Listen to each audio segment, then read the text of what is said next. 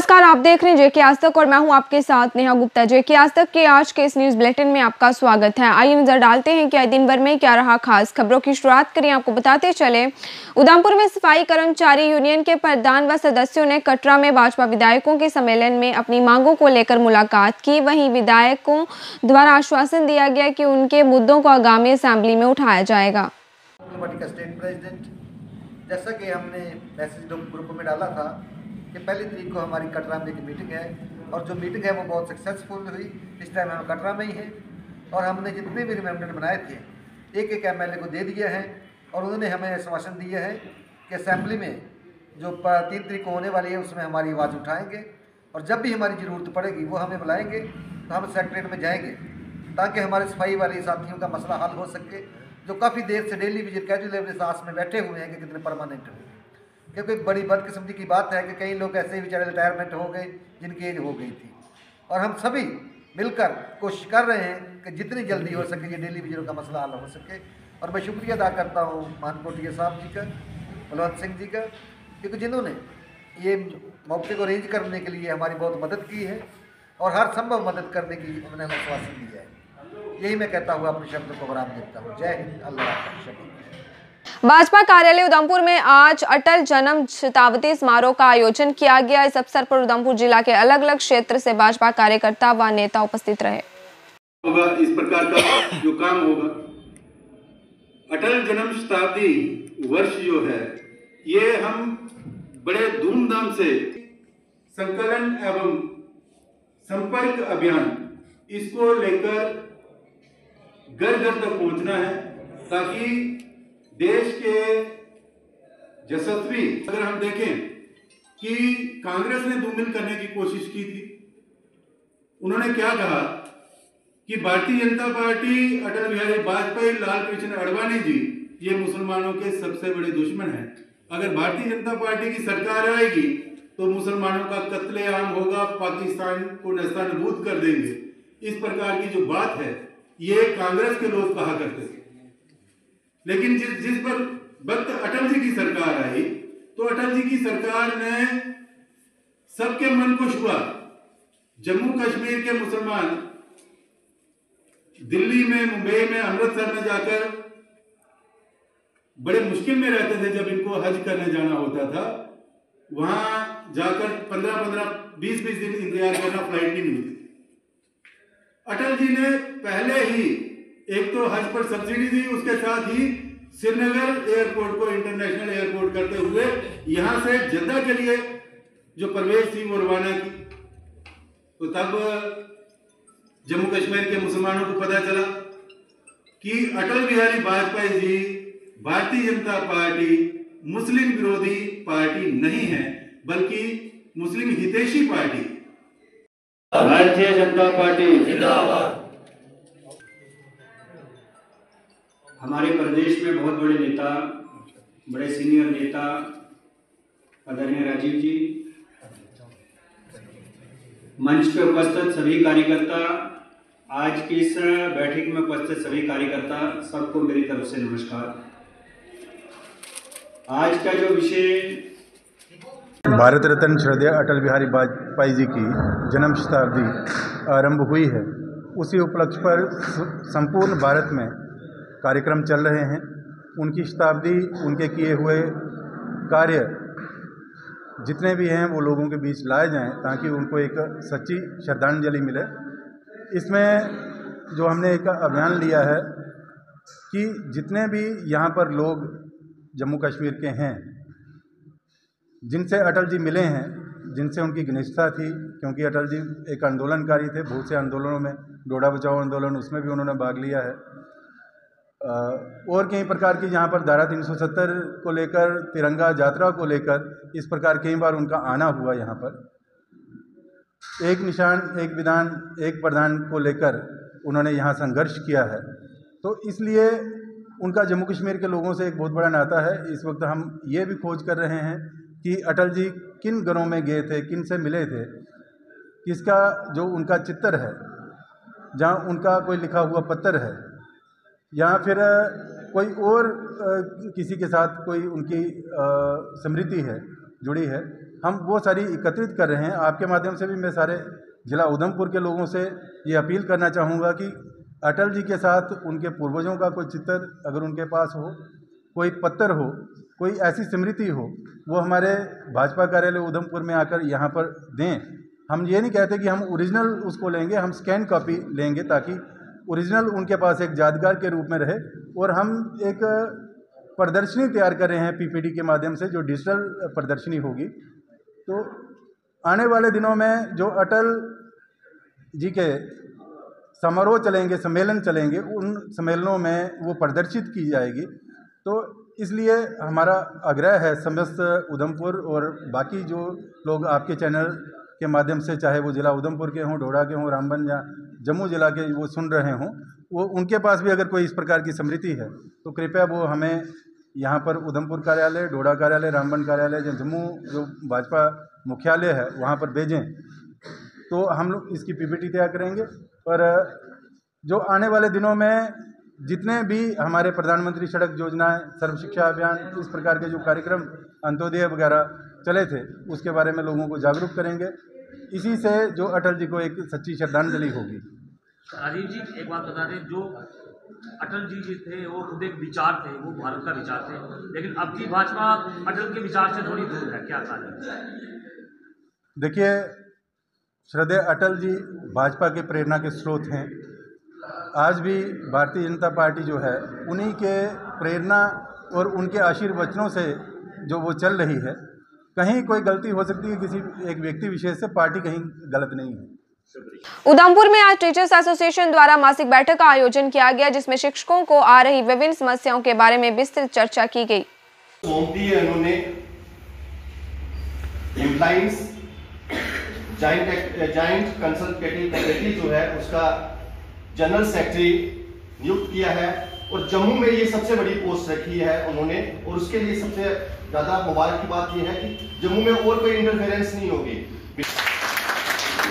इसके साथ साथ में हमारे जो सेक्रेटरी हैं स्कूल एजुकेशन, उनको मुबारक दूंगा और शुक्रिया अदा करूंगा कि उसकी पोस्ट फिल करके बहुत ज्यादा रिलीफ जो है टीचर्स को दिया है, और खास करके बच्चों को दिया है, क्योंकि अपना ऑफिसर ना होने की वजह से हमारे बहुत सारे काम जो है वो लिंगरान हो जाते हैं। अभी भी हमारे हाई स्कूल बड़े खाली पड़े हुए हैं। मैं गुजारिश करूंगा उनसे कि जल्दी से जल्दी हमारे हेडमास्टर्स जो हाई स्कूल के हैं उनको भी वो पोस्ट फिल किए जाएं। साथ साथ में कल नए डायरेक्टर साहब भी जहां पर ट्रांसफर हो गई है, अभी मैं जो अभी के डायरेक्टर साहब हैं उनसे अनुरोध करूंगा, जब तक आप हैं तो हमारे कुछ मसाइल थोड़े से बचे हुए हैं। वो हमारी रेगुलेशन की कुछ फाइल्स उनके पास पड़ी हुई हैं, कुछ हमारे टीचर 3 से टीचर 2 के कुछ फाइल्स उनके पास पड़ी। हमारे समाज को, हमारे टीचिंग समाज को बहुत ज्यादा इसका रिलीफ मिलेगा। इसके साथ साथ मैं अपने सीओ साहब से कहूंगा कि पिछले 7-8 महीने से आपने मिड डे मील का एक भी पैसा नहीं निकाला हुआ है। पिछले 7-8 महीने से बच्चों का पेट काट के इस आपकी स्कीम को हम लोग चलाएंगे। ये हमें मुश्किल हो रहा है इसको आगे बढ़ाने के लिए। तो इसके साथ साथ में और जो छोटे छोटे हमारे इश्यूज हैं उनकी तरफ भी इनका ध्यान आकर्षित करूंगा कि हमारे टाइम वार्ड के कुछ केसेस पड़े हुए हैं 3-3 साल से। हमारे वो राइट प्लेटफॉर्म है, वहां तक इसको लेके जाया जाए और इसके लिए बात की जाए कि 3 साल से हमारा एरिया जो है वो पेंडिंग क्यों है और किस कारण से है, किसकी गलती से है, वो हमें नहीं है, हमें अपना। सर, आज Jammu Kashmir teachers joint action committee की जो रूटीन मंथली मीटिंग होती है वो हुई है, जिसमें हमारे सारी जोन्स के रिप्रेजेंटेटिव्स ने यहाँ हिस्सा लिया है और अलग अलग विषयों पे चर्चा हुई है।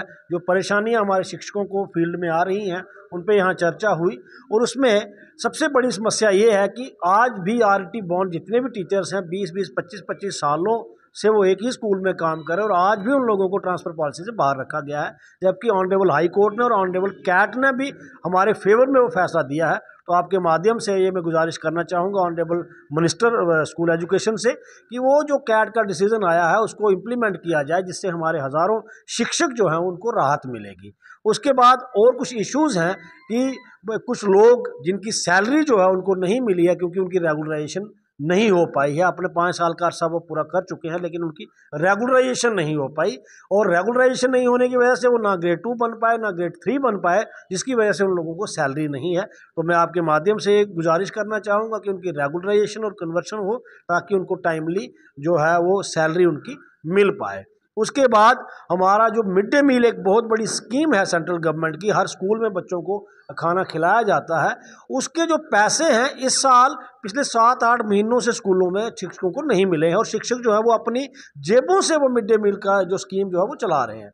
तो आज चिंता यहाँ लोगों ने जताई है कि इतना एक साल का पेंडिंग उनका जो उधार हो गया या जेबों से उन्होंने दिया हुआ है, तो ऐसा ना हो कि आने वाले दिनों में हमें वो स्कीम स्कूलों में बंद करनी पड़े। आपके माध्यम से मैं समग्र डायरेक्टर को ये गुजारिश करना चाहूँगा कि फंड्स रिलीज़ किए जाएँ, ताकि एक ये जो स्कीम है सेंट्रल गवर्नमेंट की ये स्मूथली चल पाए और बच्चों को खाना दिन का मिल पाए, और शिक्षकों की जेब पे जो भार पड़ रहा है, जो उनकी जेब मैं कहूँगा कि उस पर भारी पड़ रहा है, तो उसमें भी राहत मिले, अच्छे से स्कीम भी चले और शिक्षकों को भी कोई परेशानी ना हो। उम्मीद करेंगे कि गवर्नमेंट और डिपार्टमेंट हमारे सारे मसलों को गंभीरता से लेते हुए इनका हल निकालेंगे, ताकि शिक्षक जो है वो चिंता मुक्त होकर स्कूलों में बच्चों को पढ़ाएं। व्यापार मंडल उधमपुर व ट्रांसपोर्ट विभाग की ओर से उधमपुर पुराने बस अड्डे से रेहड़ियों व गलत पार्किंग वाहनों को हटवाया गया। उनके द्वारा बताया गया कि अवैध रेहड़ियों व गलत पार्किंग वाहनों की वजह से बस चालकों को बेहद परेशानियों का सामना करना पड़ता है।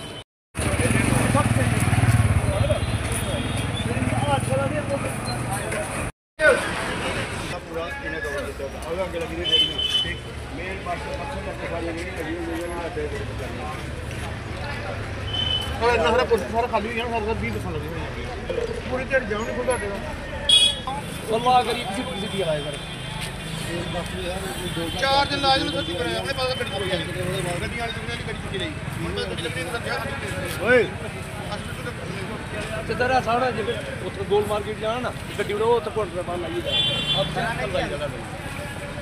दो घंटे के लग जाए वो साल का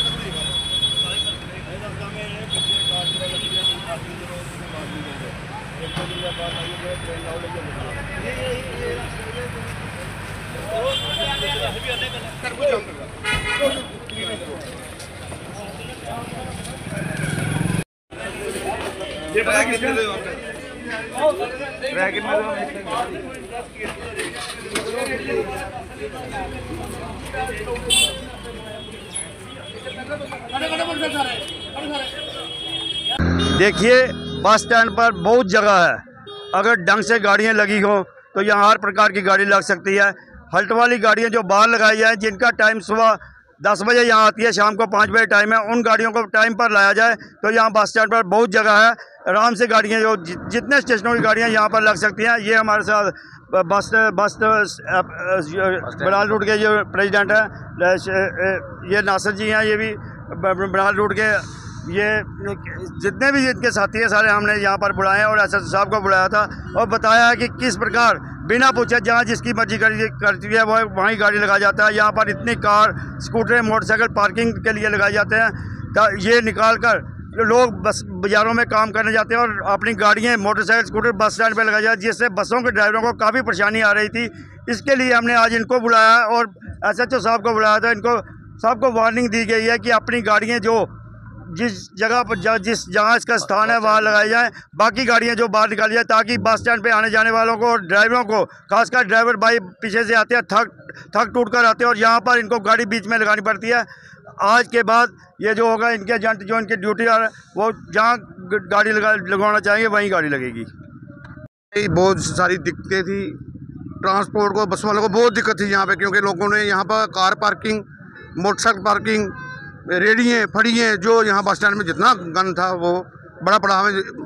हमें 7 दिन हो गए, हफ्ता हुआ, ये जाम में फंसे रहे लोग, कहीं जामों में फंस गए, बच्चे गाड़ियाँ लेकर आते, कोई सामान लेने आते थे। तो मैंने बरवानी जी से एक मीटिंग की, मैंने कहा बरवानी जी एक सफाई अभियान चलाएँगे हम, क्योंकि पहले म्युनिसिपल कमेटी वालों को वो भी बुलाना है हमने, वो भी देखेंगे क्या किया है। आज हमने सफाई अभियान बुलाया, SHO साहब को बुलाया, उनके पूरे कारकुन पूरी टीम आई थी और सारी रेडियाँ जो भी थी सब निकाली, यहाँ से कारें, मोटरसाइकिल, जो पार्किंग, जहाँ इनकी पार्किंग है वो पार्किंग में गाड़ी लगाया, हमें कोई दिक्कत नहीं है। हम भी उनको थोड़ी सी पार्किंग के लिए, कारों के लिए, मोटरसाइकिल के लिए थोड़ी सी जगह पार्किंग के लिए देंगे, वो भी अपने ढंग तरीके से वो गाड़ियाँ लगाए। हमें भी देंगे, बाहर से लोग आते हैं, कोई बच्चा छोड़ने आता है, कोई अपने फैमिली को छोड़ने आता है, उसके लिए हमने एक अलग से जगह दे दी है। और हमने कल से एक पूरा सफाई अभियान चलाया है व्यापार मंडल से मिलकर, कि हमारा ट्रांसपोर्ट की वजह से ही हमारा शहर का व्यापार है, क्योंकि हर जगह ट्रांसपोर्ट जो है वो शहर के अंदर है। अब बहुत बड़ा जाए, जलंधर में जाए वो बस स्टैंड शहर के अंदर है, जम्मू जाए पूरे शहर के अंदर है, कटरा जाए शहर के अंदर है, रामबन जाए शहर के अंदर है। बस स्टैंड जो है शहर के अंदर ही अच्छा लगता है, क्योंकि लोगों का ट्रांसपोर्ट वजह किसी ही यहाँ कारोबार है, लोगों का व्यापार मंडल का काम है, लोगों का काम कारोबार चलता है। बस स्टैंड ही शहर से बाहर निकाल दोगे, हम कारोबार क्या करेंगे? हमारे 10 पैसे की इनकम नहीं होगी, हम अपने परिवार को क्या खिलाएंगे, अपने बच्चों को क्या खिलाएंगे, स्कूलों के फीसें कहाँ से देंगे? हमारा ट्रांसपोर्ट से ही हमारा कारोबार चलता है, धंधा जो कारोबार है वो ट्रांसपोर्ट से ही है। और इस ट्रांसपोर्ट को सीधा करने के लिए हम व्यापार मंडल और ट्रांसपोर्ट ऑल जॉइंट एक कमेटी बनाई है, और दुकानदारों ने मिलकर एक कमेटी बनाई है कि हम बस स्टैंड को पूरा सफाई अभियान हम खुद चलाएँगे और म्युनिसिपल कमेटी को साथ ले लेंगे, साथ में SHO साहब को साथ ले लेंगे। धन्यवाद। उधमपुर के जगानू ब्लॉक के डिब्बर क्षेत्र में नेशनल कॉन्फ्रेंस द्वारा एक दवे से वर्कर कन्वेंशन का आयोजन किया गया, जिसमें ब्लॉक के पार्टी के कई कार्यकर्ता उपस्थित रहे।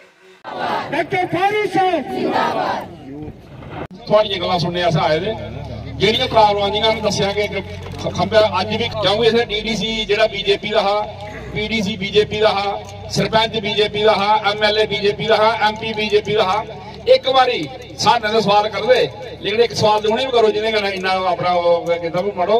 एक दो खंबे तो दे सके। मैं ज्यादा नहीं कुछ बोलूंगा। शुक्रिया, धन्यवाद।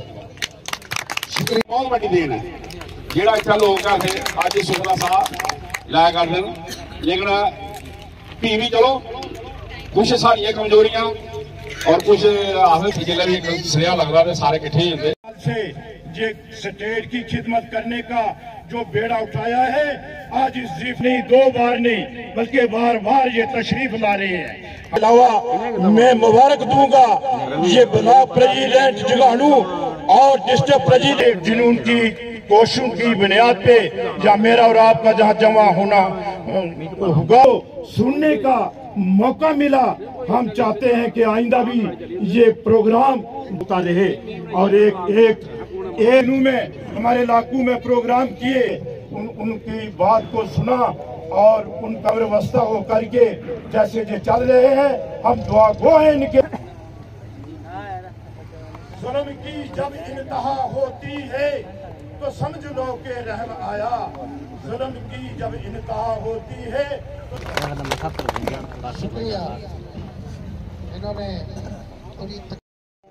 वापस उस तरह निकलियां भी शुरू हो गया। सो मैं आज कुछ ज़्यादा बोलांगा नहीं, क्योंकि तुसी लोग सारे अपने इस एरिए की डिवेलपमेंट वास्ते और इस एरिए के ਜਿਹੜੀਆਂ परेशानियां वो तुसी सारे सीनियर लीडर जनाब अजय कुमार सोहता साहब के अगे रख रहे हो, और सानू पूरा यकीन है अपनी जमात उपर भी अपनी लीडरशिप उपर भी कि जो तुहाड़ियां परेशानियां अगर सोहता साहब इत्थे आएन जे इन्ना मैनू यकीन है कि नेक्स्ट टाइम जो सोहता साहब आएंगे तुहाड़ियां अद्धे तो ज़्यादा जिहड़ियां परेशानियां ते हल होणगियां। मैं ज़्यादा कुछ ना बोला, मैं इत्थे ही तुहाडे सारिਆਂ कोलों मैं इजाजत चाहांगा और बहुत बहुत शुक्रिया एक बार फिर तुहाडे सारे। प्रधानमंत्री जी ने हर मीटिंग च आख्या, जलसे च आख्या 2-2 करोड़ नौकरी देनी, उन्हें आख्या कि आज तो सही 15-15 लाख रुपया देंगे, उन्हें आख्या काला धन लेंगे, उन्हें आख्या किसानों की आमदनी दूनी करके, उन्हें आख्या महंगाई दूर करके, सारिया गल्लां फेल। बल्ले जी आखदे कि देश खतरे च, हिंदू धर्म खतरे च, अस ओहदे च बेही जन्ने आं। मैं तुसें विनती करना चाहना, अस बड़े महान देश के रौहने वाले हैं, साढ़े देश की कोई खतरा नहीं हो सकता। साड़ा धर्म बड़ा ऐसा कि जिहदियां जड़ां पताल च न, इसी खतरा नहीं हो सकता। खतरा उनकी कुर्सी ही होंदा, तो सारे जड़ी उनकी गल च आई जांदे, उनकी कुर्सी बचाई लैंदे। तुसीं दिक्खी लओ देश की सियासत के चला दी। पार्लीमेंट सब तो बड़ी चीज होती किसी पार्टी लई जिन्हें गवर्नमेंट बनानी है। कुथे 400 की गल करा रहे, कुथे 245 तक आई है। ये गल दसदी है कि लोगों के दिल च भी है कि इन्हें जो आख्या कीता नहीं। मगर अस जम्मू जिथे देखो, जम्मू के लोगों जी आखदे ना होलसेल वोट जिहड़ा वो एक पासे दिता, मगर फिर भी नेशनल कांफ्रेंस की सरकार बनी और मैं फारूक अब्दुल्ला और उमर अब्दुल्ला साहब का मशकूर हाँ कि उन्हें जिसले मेजॉरिटी आई तो उन्हें आख्या भाई इलैक्शन मुक्की गई, इलैक्शन कशमकश भी हुई, हूँ असें गौरमेंट चलानी है। ये जी गौरमेंट होनी है वो जम्मू एक अख ते कश्मीर दो ही अख। ये कोई छोटा बयान नहीं है, उनका मतलब यह है कि असी कोशिश करा ने कि जिन्ना भी उधमपुर के दूर दराज इलाका जात न उनके चक्कर लाया जाए। साढ़े इतने प्रेजिडेंट सुनील वर्मा साहब ने, राम पुरुषोत्तम जी ने, और साड़ी ये कोशिश है कि लोगों की गलबात सुनी जाए, उनकी मुश्किलात सुनी जाए और सरकार दा और पार्टी का जरा लिंक बनया रहे लोगों कन्नै। सरकार उमर अब्दुल्ला साहब अपने तौर पर काम करा दे, वो तो बड़ी मुबारक की गल है, मगर पार्टी का लिंक टुटना नहीं चाहिए। कई दफ़ा ये होंदा कि अस पार्टी का लिंक तोड़ी उड़ने, अस गौरमेंट च मस्त हो जाने, मगर उमर अब्दुल्ला साहब फारूक अब्दुल्ला साहब का आदेश है कि लिंक नहीं टुटना चाहिए। लोगों को घर घर जाने चाहिए, मुश्किलात सुननी चाहिए और कोशिश करनी चाहिए मुश्किलात हल करने की, क्योंकि लोग बड़े तवक्को कन्नै बड़ी ओहदे कन्नै नेशनल कांफ्रेंस कन्नै चलदे न। ते असी तुसें पता कि गवर्नमेंट असें बनाई और गवर्नमेंट बनने के फौरन बाद फारूक अब्दुल्ला साहब ने और उमर अब्दुल्ला साहब ने बयान दिता कि गवर्नमेंट हुई, लड़ाई हुई इलैक्शन की, हूँ जो वोट आए नहीं आए, कुन्ने दिता कुन्ने नहीं दिता, मैं सारे का चीफ मिनिस्टर। और जम्मू कश्मीर जोड़ा है, जम्मू मेरी एक अख है, कश्मीर मेरी दुई अख है, ये बड़ा बड़ा बयान था। तो उससे लाइन पर वो चला दें। तो देखिए कि उन्होंने बजट 7 तारीख पेश होना है, कल असैम्बली लगनी है, कल गवर्नर एड्रेस है। तो देखना कि लोगों के मसले वो सरकार ने कियां अगे पेश करने, और जिस तरीके ने उमर अब्दुल्ला साहब ने बजट बनाने एक अपना रोल अदा किया है, बड़ा सराहना योग है। जितने स्टेक होल्डर्स थे, जितने लैजिस्लेटर्स थे, सारे ही बुलाया, उनकी राय ली, राय ली ये बनाया कि जो बजट आना ये प्रो पीपल बजट आना। सर बजट सेशन की बात करते हैं तो लोगों को काफ़ी उम्मीदें हैं इस बार, क्योंकि नेशनल कॉन्फ्रेंस में काफ़ी प्रॉमिस किए हैं, जिस प्रकार से बिजली की बात हो गई, पानी की बात। साड़ी जी सरकार है 5 साल वास्ते, असें लोकें मैंडेट 5 साल वास्ते दिते दा, और असें लोकें जेह्ड़े वायदे कीते दे अपने मैनीफेस्टो च वो पूरे करने। पिछले सैशन च फारूक उमर अब्दुल्ला साहब ने तुसें देखिया कैबिनेट ने पहला एक फैसला किया कि स्टेट हुड रिस्टोर होनी चाहिए। तुसी साढ़े कोला ते पुछदे हो भाई तुसी अपने लोकें दी बड़े उम्मीदां न, लोकें 10 साल जिहड़ियां उम्मीदां लाइयां वो भी तुसें एक रोल अदा करना चाहिए। खासकर प्रेस वाले में गुजारिश करना तुसें कि तुसी माफ़ करना कि तुसी 3.5 महीने दी ते आखदे उम्मीदां बड़ियां, वो 10 साल दी उम्मीदां कुत्थे गईयां, उत्थे की होया? लोग बड़े परेशान न, वो कोई गल नहीं करते। महंगाई की गल है, ਉਹਦੀ बेरोज़गारी की गल है, किसानों की गल है, 15-15 लाख भी तुसें गरीब आदमी एक्सप्लाइट किया। और तुसी ये सारिया गल्लां भुल्लिए पिछू इक्को चादर ले आंदे हो, दो एक चादर ले आंदे हो देश खतरे च, दूई चादर ले आंदे हो धर्म खतरे च, ओहदे कन्नै वोट लैंदे हो, बल्कि कुछ करिए दस्सना चाहिए। और मैं तुसें भी गुजारिश करना और तुहाडे कोला माफ़ी भी चाहना प्रेस दे भ्राएं कोला, और खासकर जेह्ड़े साढ़े अपोजिशन पार्टी दे लोग उंदे कोला माफ़ी चाहना कि वो बार बार ये सवाल करते, तुसें भी आखदे कि 3 महीने च केह् होया। पहली गल हुई कि उमर अब्दुल्ला साहब ने स्टेटहुड की गल की, दूई गल हुई कि उमर अब्दुल्ला साहब ने पहला रेजोल्यूशन पाया असैम्बली कि साढ़े जो कॉन्स्टिट्यूशन राइट्स वो वापस करो। त्री गल हुई कि जरा विंटर सैशन का वो उत्थे स्कूल लगते है, इन्हें विंटर तो समर एक करी उड़िया, विंटर च बर्फ पौंदी, बच्चे स्कूल नहीं जा सकते, उन्हें फिर रिस्टोर किया। और इस दे कन्ने कन्ने इन्हें तुसें दिखा कि आंदे गए बच्चे आख्या कि असें KS च अपीयर होना, साड़ी जी ओवरेज होने साड़ी अपने एज रिलैक्स की जाए, एज रिलैक्स की। ये डबल इंजन सरकार 10 साल ही ये भी कर सकती, इन्हें कुछ रोके का ना है, मगर उनकी नीयत ही नहीं लोगों की सेवा करने की, लोगों का काम करने की। और मैं तुम बड़े वसूख करने आखना कि उमर अब्दुल्ला साहब की सरकार जी है वो लोगों की मुश्किलात लई बड़ी सीरीयस है। और मैं इतने स्टेज पर भी आख्या कि नेशनल कॉन्फ्रेंस ने जम्मू कश्मीर के लोगों कन्नै होना जीना है, उनकी मुश्किलात हल करके तो असें अगे जीना है। इस करी साड़ा मकसद है कि लोगों दी मुश्किलात हल कर। जेके आज तक के आज के इस न्यूज़ बुलेटिन में बस इतना ही। कल आपसे फिर होगी मुलाकात, तब तक देखते रहिए जेके आज तक।